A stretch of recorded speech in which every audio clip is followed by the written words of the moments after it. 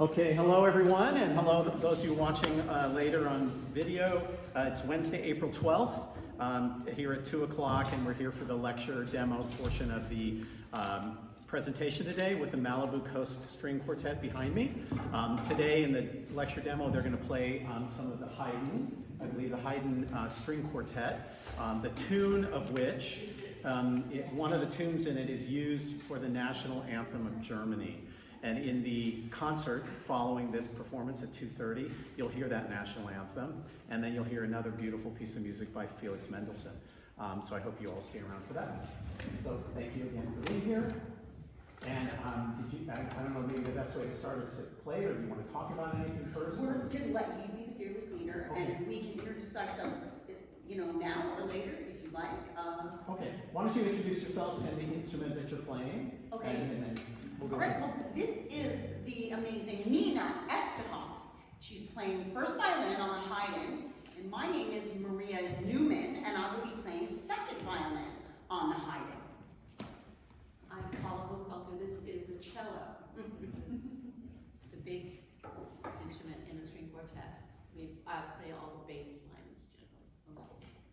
And my name is Scott Hosfeld, and this is the viola, which is kind of, it looks a lot like a violin, but it's just a little bit bigger and has a more middle range sound, like an alto sound.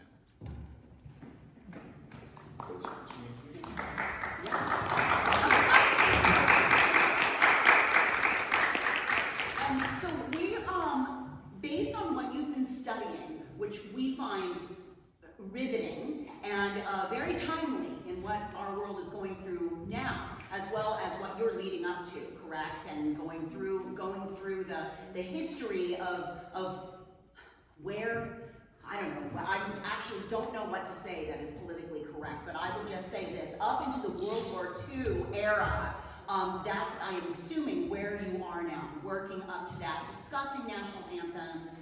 Yes, this week, yes, thank you, Maria. Yeah, this week we've been discussing national anthems.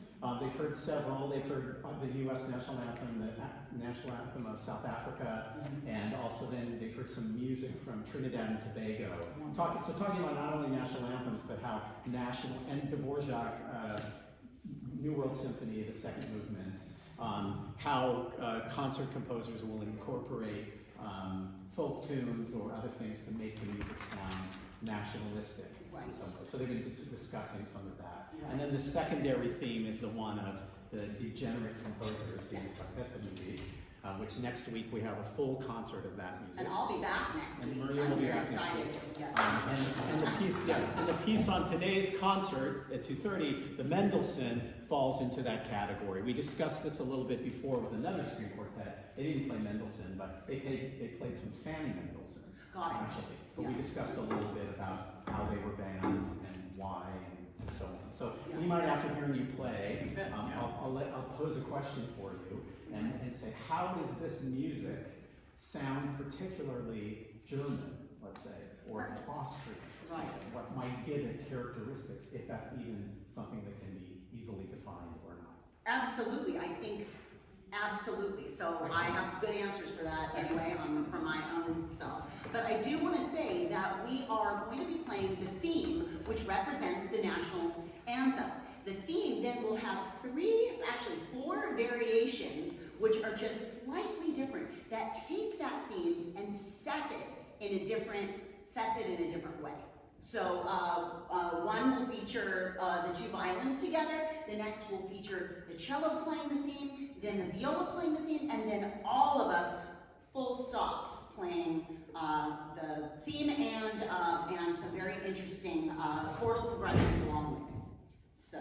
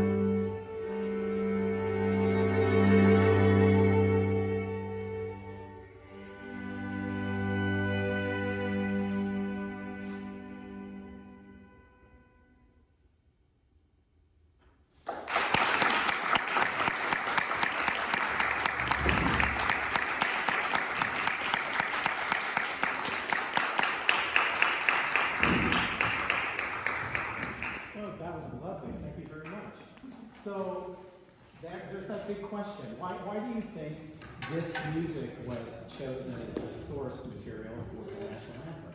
Well, do you want me to say just what I feel? Absolutely. So when I'm thinking of Alpenhorns and, you know, the Alps of Germany and Austria and all of those geographical, and because of those geographical areas being what they are, there are all these thirds and fifths and sixths and a very folky sound, along with the fact that it is a beautiful, beautiful melodic setting. So if maybe we could just play maybe Nina and I just alone at the beginning. So.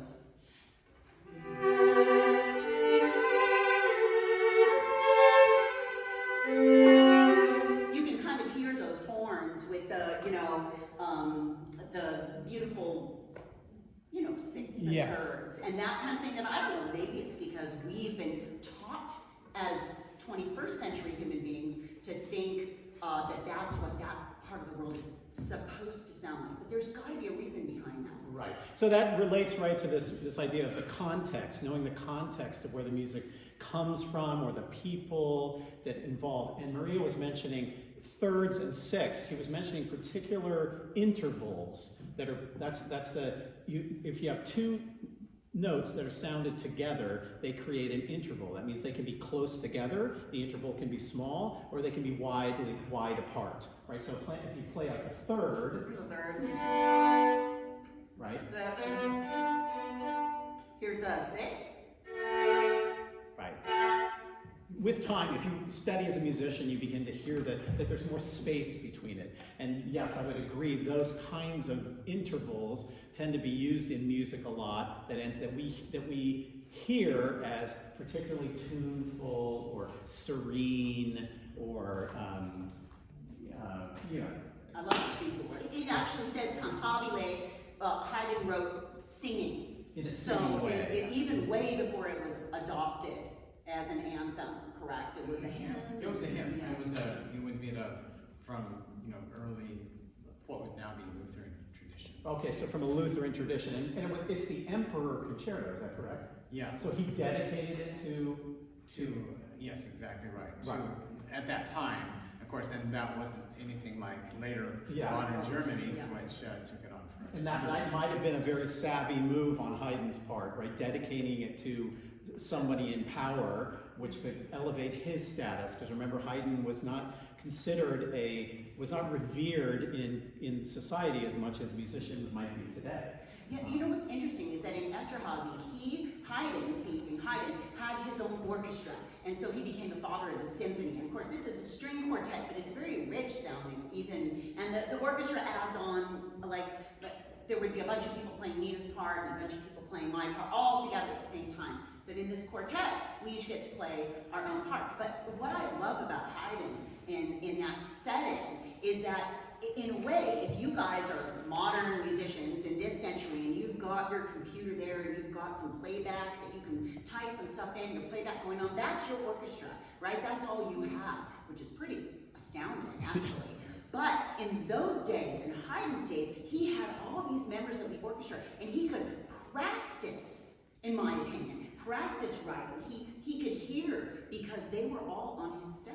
Yeah, with him. that's an interesting point, right? He could really try things out and say, let's see if this works, and Right. either keep it or discard it, and think that wasn't as successful as I thought. And Exactly. interesting, right? Because he had that family, the Esterházy family, wealthy family, who took him in as their He was their Their that's exactly music director. music director. Yes. That's right, and he had to create music for them, right? So he had that amazing gift of having all these musicians to play for him and so on. Right, and to be clear, it wasn't in a church because lots of music came up from the church, whether that sounds like it's sordid or not. The music did in Western Europe come up out of the church, and this was purely secular music, which is really interesting because it was in a home, a palace, but a home. And that's really, I think that's really significant also. Haydn did write some sacred music, some great creationists, one of the greatest ever. But it's really interesting that the secular music was really put forth in Haydn's time. They don't call him Papa Haydn for nothing. Yeah, right. So, and anything else about this particular tune that you think makes it especially suitable for a national anthem? I have an answer, but I don't want to give one. Okay, you can see I like school. It was interesting because in this music, the repeats are written out, but there's an A section, and the A section is repeated, kind of like you would sing a refrain or in a verse. You come back to the verse. If there's any modern song does that, a popular song, I guess I should say. I mean, there are other types of popular music that possibly don't that. Then it goes to kind of what you would call in popular music a bridge. It has a little bit of a different sound from it, and then it comes back, and the question is answered. But with the same music, it just comes to an end. And I think that makes it particularly suitable for singing because everybody can remember the tune. Oh, they heard it, then they can hear it again, and then they go to a little middle section, and then they hear it yet again. Right, that's that. Remember we talked about song form, AABA. You hear that tune, and then just in case you need to hear it again, you hear it a second time. It helps you remember it. But three times in a row would be a little bit boring, so they give it a little bit of a change, the B section or the bridge, and then bring it back. So even way before popular songwriters in the 20th and 21st century are writing in song form, which still is used all the time, we get Papa Haydn writing it that way. Yeah, it's true. And one thing I always find that's really comfortable when you're learning musical terms, and the word bridge, anybody knows what a bridge is, right? It's gonna, in the case that I'm gonna mention, say there's a river and you've got land on either side, and the bridge gives you a place to walk over the river. It bridges you from the side of land to the other side of land. So whatever's in the middle, that bridge that you go over, you can really use that in your musical education because it's a simple word that we use every day, and that's really all it is. It's a spot that takes us from the spot we're used to over something new and then back to the spot we're used to again. Excellent. All right, well with that, we'll pause and give everyone a chance to take a few minutes and let you have a few minutes and No we'll start. questions? Well, any questions before we... I know it's 2:25, so I know you're on a schedule. Yeah. Any questions?